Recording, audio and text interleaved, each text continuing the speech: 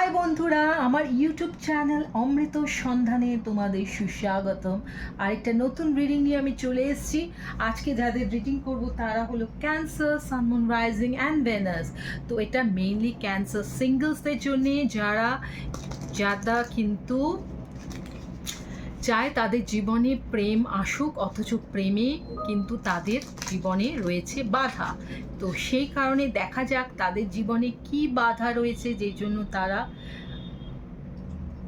Successful হতে পারছে না। চলো, Cancer, sun, moon, rising and Venus. প্রথম কার্ডটা ফিয়ার, লোনলিনেস। নেক্সট হচ্ছে বার্নড আউট। থার্ড হলো আই ক্যান্ডি। তো ক্যান্সার বন্ধুরা, আমরা দেখতে পাচ্ছি যে তোমার মনের মধ্যে এই অক্টোবর মাসে একটা অদ্ভুত ধারণা জন্মে রয়েছে যে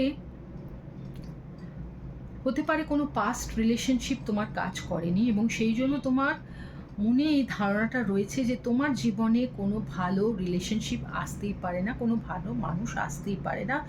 তুমি সেই জন্য নিজেকে একেবারে সবার থেকে একা করে রেখেছো,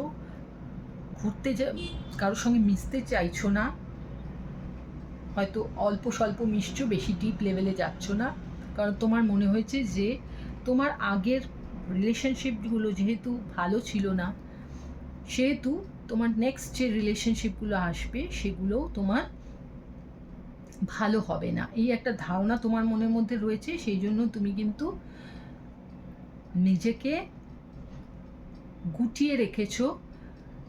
নিজেকে তোমাকে এক্সপ্রেস করতে হবে, বন্ধুবান্ধবের সঙ্গে মিশতে হবে, কনফিডেন্স লেভেলটা বাড়াতে হবে, এবং এই ধারণাটা রাখতে হবে যে আমার জীবনে প্রেম আসবে, সুন্দর প্রেম আসবে। যে প্রেম আমি স্বপ্নে দেখি সেরকম প্রেম আসবে। এই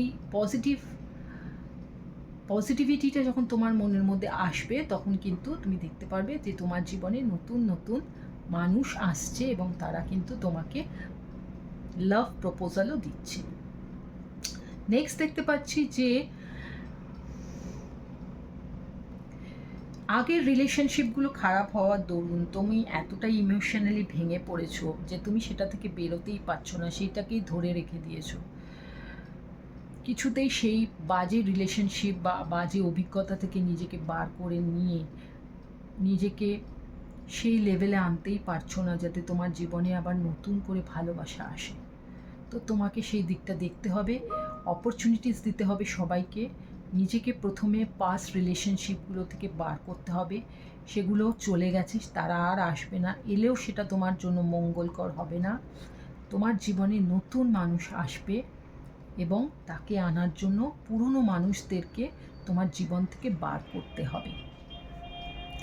থার্ড দেখতে পাচ্ছি আই ক্যান্ডি। তোমার না এরম একটা ধারণা আছে যে দেখতে সুন্দর হলে বা যার অনেক পয়সা রয়েছে বা সে দেখতে সুন্দর, এরম কোনো মানুষ বা চাকচিক্য আছে যার মধ্যে, এমন কোনো মানুষ তোমার জীবনে আসবে। কিন্তু এই ধারণাটা কিন্তু সম্পূর্ণ ভুল, কারণ সৌন্দর্য কিন্তু ভীষণ ক্ষণিকের। একজন মানুষ যখন বার্ধক্যে পৌঁছাবে তখন কিন্তু তার এই সৌন্দর্যটা থাকবে না, কিন্তু তার মানে বাইরের সৌন্দর্যটা থাকবে না, কিন্তু তার মনের যে মনটা যদি তার সুন্দর থাকে, সে যদি তোমাকে মন প্রাণ দিয়ে ভালোবাসে, তাহলে সেই ভালোবাসাটা কিন্তু চিরকাল থেকে যাবে।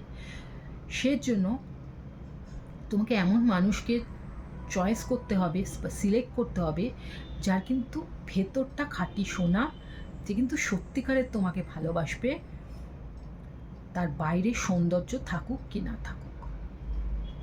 তো ক্যান্সার, এটা একটা ছোট্ট রিডিং ছিল, আশা করি তোমাদের ভালো লাগবে। এরকম ছোট্ট ছোট্ট রিডিং আরও দেখার জন্য আমার চ্যানেলটাকে সাবস্ক্রাইব করে রাখো এবং বেল বাটনটা অন করে রাখো, লাইক করো, কমেন্ট করো। আবার এরকম আরেকটা ছোট্ট রিডিং নিয়ে আমি আসতে চলেছি। ততক্ষণ ভালো থাকো, সুস্থ থাকো, আনন্দে থাকো। Tata, bye bye.